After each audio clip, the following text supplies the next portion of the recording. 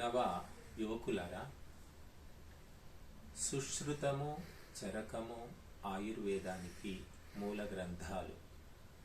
మనిషి ఆయురారోగ్యాలతో నూరేళ్ల పాటు లేదా అంతకంటే ఎక్కువ కూడా బ్రతికి స్వర్గమోక్షాలను సాధించేందుకు అవసరమైన అన్ని అంశాలు ఈ సుశ్రుత చరక గ్రంథాలలో ఉన్నాయి.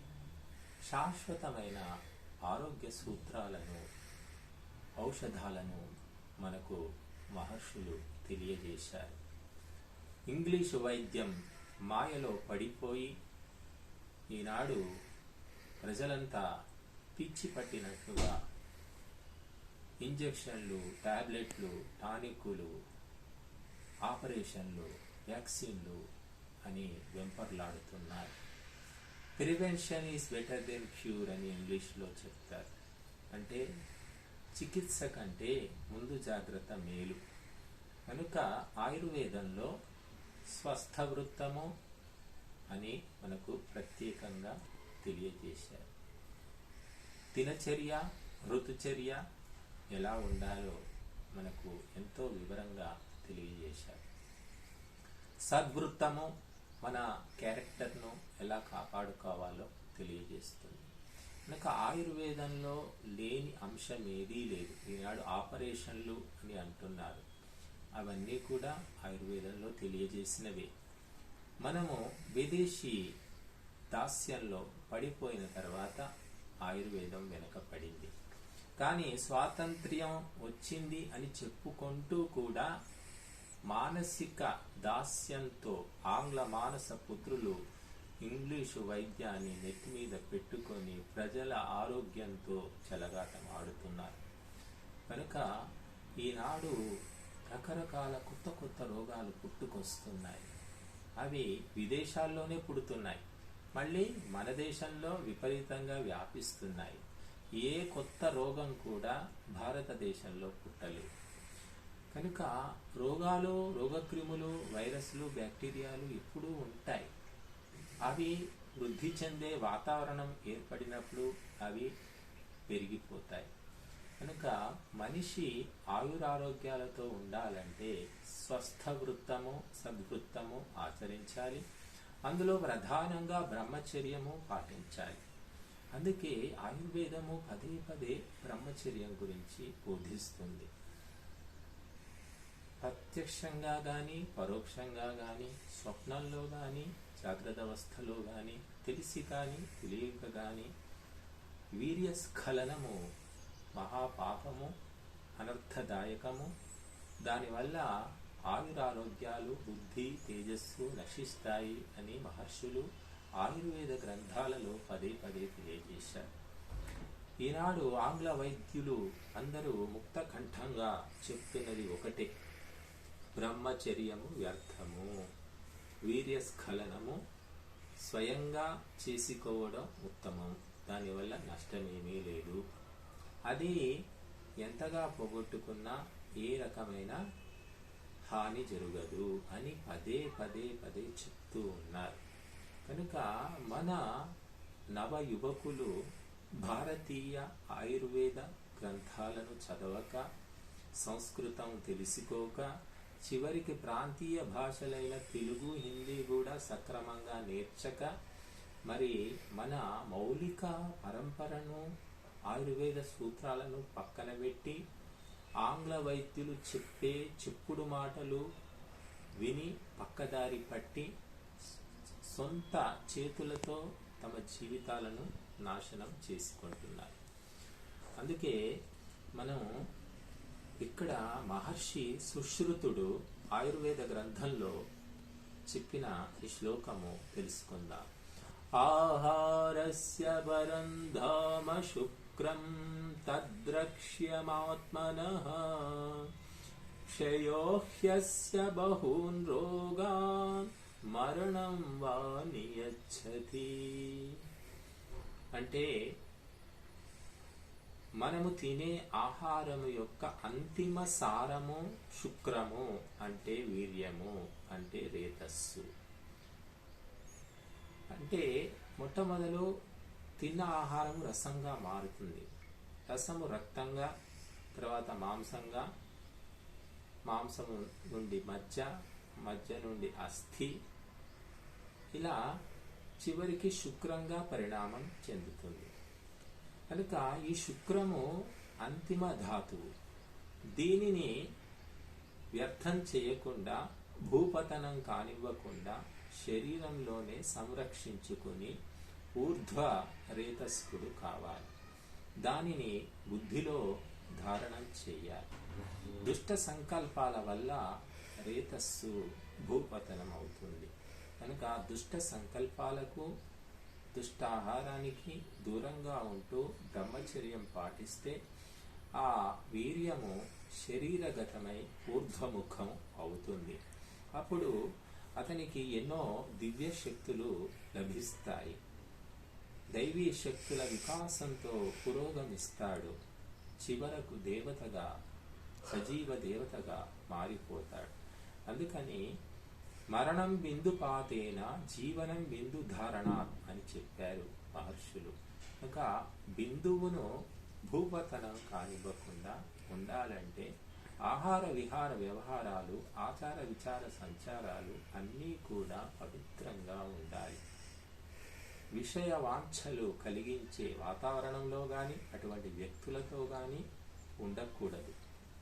ఏకాంతంగా దైవికమైన సాధన చేసి కొనాలి. అందుకే ఇక్కడ శరీరము ఈ వీర్యాన్ని రక్షించుకున్న కొద్దీ అభివృద్ధిని పొందుతుంది. మరి ఏ వాహనమైనా గమ్యాన్ని చేరాలంటే అందులో పెట్రోలు ఉండాలి. పెట్రోల్ లేకపోతే ఎంత గొప్ప డ్రైవర్ అయినా వాహనాన్ని ముందుకు తీసుకొని పోలేడు. కనుక మన శరీరం అనే రథము ముందుకు సాగాలంటే ఈ వీర్యము అనే పెట్రోలు అవసరం. దాని వ్యర్థము అనేవారు మూఢులు, అజ్ఞానులు అని, అనాచారులు అని చెప్పుకోవచ్చు. కనుక అది తగ్గిపోవడం వల్ల, నష్టం కావడం వల్ల, లేదా నష్టం చేసి కొనడం వల్ల అనేక రోగాలు కలుగుతాయి. మానసికమైన, శారీరకమైన రోగాలు. అలాగే వ్యక్తిత్వ వికాసం నశిస్తుంది, తేజస్సు పోతుంది, ఓజస్సు పోతుంది, బుద్ధి పూర్తిగా నశిస్తుంది. మరి అతడు రోగ నిరోధక శక్తిని కోల్పోయి తొందరగా చనిపోతాడు. ఈనాడు 16-25 ఏండ్ల మధ్య ఉన్న యువతి యువకులెవ్వరిలో కూడా శక్తి గాని, బలము గాని, తేజస్సు గాని, బుద్ధి గాని కనిపించడం లేదు. ధర్మాధర్మాలను తెలియజేసే వివేకం అనేది లేకుండా పోయింది.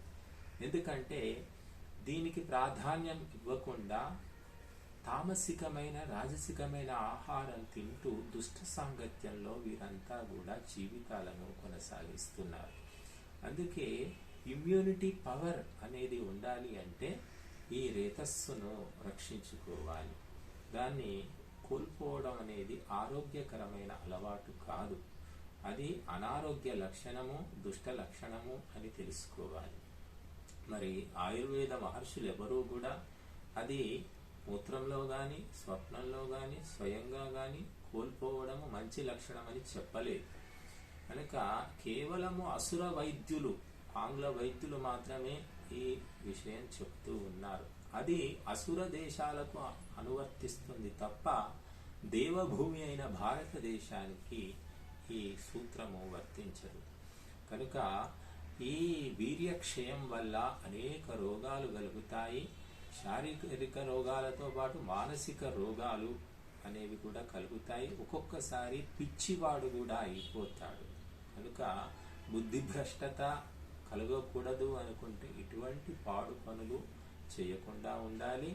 చివరికి మరణం కూడా కలుగుతుంది. గుండెపోటు రావడమో, లేకపోతే బుద్ధిహీనత వల్ల ఏవైనా దుష్ట కార్యాలు చేసి స్వయంగా మరి అతడు మరణాన్ని కొని తెచ్చుకోవచ్చును. లేదా శరీరంలో వీర్యం నశించి, బుద్ధి నశించి ఆత్మహత్య చేసుకొనాలి అనే ఆలోచనలు కూడా రావచ్చు.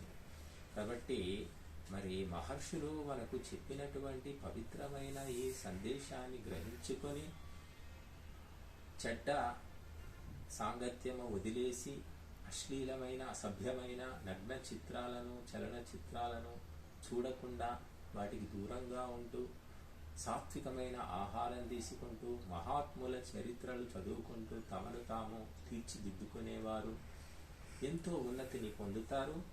ఎవరు వారికి తోడు నీడగా ఉన్నా లేకున్నా ధర్మం ఒక్కటి వారిని తప్పకుండా రక్షిస్తుంది. కనుక బ్రహ్మచర్యము అనేది ధర్మానికి మూలము. అది లేని సమాజము ఒక ఆటవిక సమాజంగా వేశ్య వాటికలాగా మారిపోతుంది. ఎన్ని పోలీస్ స్టేషన్లైనా ఎన్ని కోర్టులైనా అక్కడ సరిపోవు, కుటుంబాలు నిలువవు, మరి మానవ సంబంధాలే పరిపూర్ణంగా సర్వనాశనమైపోతాయి. కనుక ఇప్పటికైనా మేలుకొని బ్రహ్మచర్యాన్ని ఆచరిస్తారని ఆశిస్తున్నాము. మరి బ్రహ్మచర్యం గురించిన సందేహాలున్నా, దానికి సంబంధించిన సమస్యలున్నా యువకులు ఎవరైనా సరే మమ్మల్ని సంప్రదించి సందేహాలు నివారించుకునవచ్చును. మరి విశేషంగా వివరంగా తెలుసుకోవాలి అనుకునేవారు వ్యక్తిగతంగా వచ్చి మమ్మల్ని సంప్రదించవచ్చును. లేదా చిన్నపాటి సమాచారం తెలుసుకోవాలంటే దూరవాణి ద్వారా తెలుసుకోవచ్చును. మా దూరవాణి సంఖ్య 8855558865. ఇది మరొకసారి మా దూరవాణి సంఖ్య 8855558865. మీరు మరి కొద్దిపాటి విషయం తెలుసుకోవాలనుకున్నప్పుడు ఫోన్ ద్వారా విశేషంగా తెలుసుకొనాలి అనుకున్నప్పుడు మీరు ఫోన్ చేసి వ్యక్తిగతంగా వచ్చి సమయం తీసుకొని సంప్రదించవచ్చును. మరి బ్రహ్మచర్యాన్ని పటిష్టంగా తప్పనిసరిగా పాటిస్తాము అని అనుకునే వారికి మేము ఈ అవకాశాన్ని కల్పిస్తున్నాము. కనుక మరి బ్రహ్మచర్యానికి సంబంధించిన ఎన్నో విషయాలు ఈ దేవయానం యూట్యూబ్ ఛానల్లో ఇంతకుముందు మేము చెప్పినవి ఎపిసోడ్లు ఉన్నాయి. అవి చూడండి. మరి చూసి మిమ్మల్ని మీరు బాగు చేసుకొనండి. బాగు చేసుకున్నా చెడిపోయినా మనమే కారణం తప్ప ఎవరు కారణం కాదు. కనుక సత్సంకల్పం తీసుకొని ఈ బురదలోంచి బయటపడి బ్రహ్మచర్యం అనే గమ్యం వైపు నవ యువకులంతా పయనిస్తారని ఆశిస్తున్నాను.